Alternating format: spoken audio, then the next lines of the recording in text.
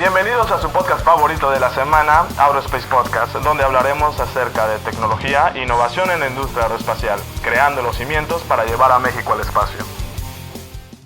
Y por ejemplo, platicando más en lo personal, pues igual usted tiene experiencias en el extranjero, ¿no? ¿Cómo fue su perspectiva de ello? Porque pues igual un estudiante de licenciatura tal vez no es lo mismo a un estudiante ya de un posgrado y pues igual, ¿no? ¿Cómo fue esa experiencia ya más, digamos, arriba o profesional, por así decirlo? En la maestría, ¿no? En la maestría y el doctorado, a diferencia de lo que pasa ahora, yo me fui ya muy tarde, me fui ya en los 30s, Okay. ya casado, con 2 hijas pequeñas, no era fácil. Las niñas no la dejaron. No, curiosamente, estábamos en condiciones económicas no muy buenas, recién endeudados con la primera casita que habíamos comprado y todo. Tuve que vender hasta el carro que teníamos. Sí. Pero me fui a Nueva Orleans con un boleto de ida y $500 en la bolsa. Era todo. La beca tardó un poco en llegar. Y íbamos con beca del CONACYT. Era un programa especial que se firmó entre la SEP y el Departamento de Educación de Estados Unidos para formar profesores mexicanos. Okay. Entonces, yo fui parte de esa primera generación de profesores. Llegamos como 50 mexicanos ese primer año y luego 30 y 20 así en los siguientes años. Pero bueno, si estás casado y con 2 hijos, pues la beca es la beca, entonces tienes que ponerte a trabajar. También pedí después un crédito al Banco de México. Antes el Banco de México daba créditos para ciertos posgrados que pagas como cualquier otro crédito durante varios años. Como en 10 años, ¿no?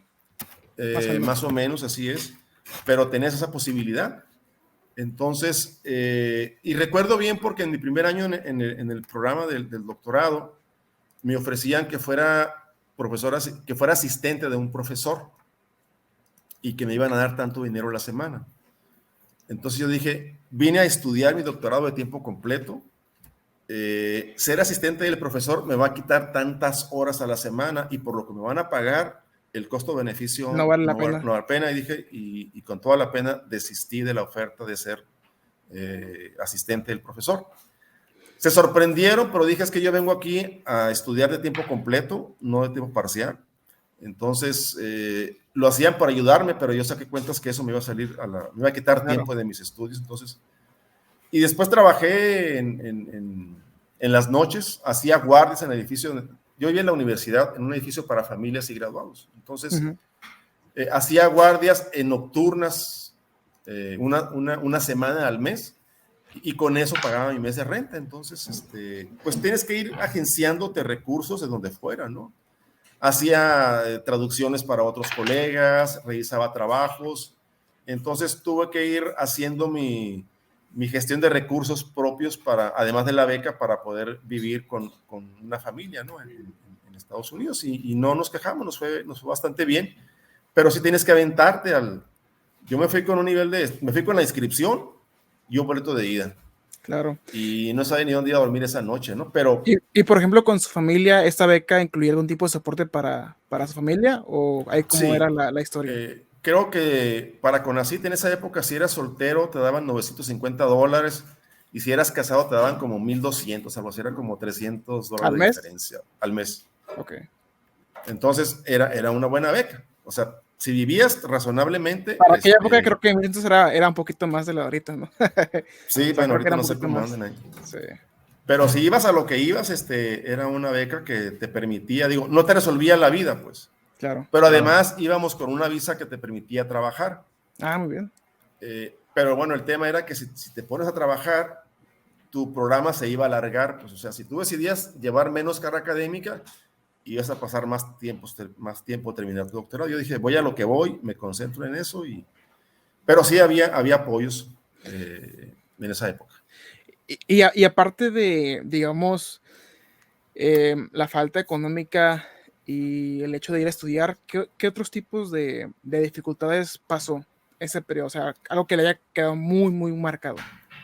Creo que la peor experiencia fue que cuando llegamos la primera semana de la plática de inducción al campus, en aquella época, hablo del 91, 90, 91, Nueva Orleans tenía la peor tasa de criminalidad en Estados Unidos.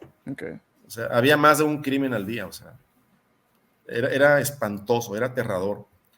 Y la primera plática que te daban era casi de cómo sobrevivir en Nueva Orleans. Wow. O sea, de verdad sí estaba muy, No, sí, muy feo. cómo caminar por las calles, qué debías llevar en la bolsa, qué no llevar. Era una situación... Era casi como el curso de dicción a Ciudad de México. Era una situación quizá más terrible que la que tenemos aquí en México, pero en esa ciudad en particular. Entonces, yo dije, si voy a traer mi familia dentro de 6 meses, pues voy a pensarla, porque el tema era realmente terrible, el tema de de los crímenes que había a diario. Ese creo que fue el tema más complicado. Y lo demás, cuando vas concentrado a lo que vas. Yo, por ejemplo, cuando venía de vacaciones a Tijuana, me decían compañeros, y ya fuiste a tal bar, y ya fuiste a tal salón. No los conozco, porque yo no iba a turistear, pues yo iba a lo que iba, ¿no? Bueno, ¿Cómo qué tipo de actividades recreativas, o sea, un hobby que desarrolló por allá? Yo no era muy deportista, pero lo que practicábamos mucho era jugar fútbol. Okay. Te ibas al campo ahí de la universidad y retabas, al que te retaba ahí, jugabas fútbol, apostabas en la soda y era o jugar básquetbol, ¿no? Era lo que se usaba mucho ahí en aquella época. Y como llegamos en bolón los mexicanos, todo el mundo quería ir a nuestras fiestas, pues. Eran muy alegres, diversidad gastronómica, todo el mundo procuraba ir a las fiestas de los mexicanos, pero una experiencia académica que a mí me marcó fue que el día que fui a presentar mis exámenes predoctorales, primero presentas exámenes predoctorales escritos y luego los orales. Entonces me dijeron, tus exámenes los presentas el día de hoy a las 8 de la mañana, fui al departamento, me dieron una hoja con los exámenes y me dijeron, tienes 8 horas para contestar el examen, y me dijeron que promete usted conducirse con la lealtad y honestidad del Código de Ética de la Universidad de Tulane. Sí. Te llevabas tu examen, es decir, era una muestra de que tú no ibas a copiar, no ibas a pedirle a nadie que te ayudara en el examen. Claro. Para mí eso me marcó que a la palabra, te conduces por el Código de Ética, me conduzco por el Código de Ética, y tenías que entregar el examen antes de las 5 de la tarde. O sea, una sensación de creerte a la palabra, en tu honor y en tu honestidad, de que el examen te lo puedes llevar a tu casa, a la biblioteca, donde quisieras, pero tenías 8 horas para entregarlo, ¿no? Se me hizo una señal de la credibilidad de qué personas estaba formando esa universidad, y a mí se me hizo una experiencia muy, muy interesante, ¿no? Como formación personal y profesional. Gracias por escucharnos. Si te gustó este episodio, compártelo y síguenos en redes sociales. Nos escuchamos en el siguiente episodio de Outer Space Podcast.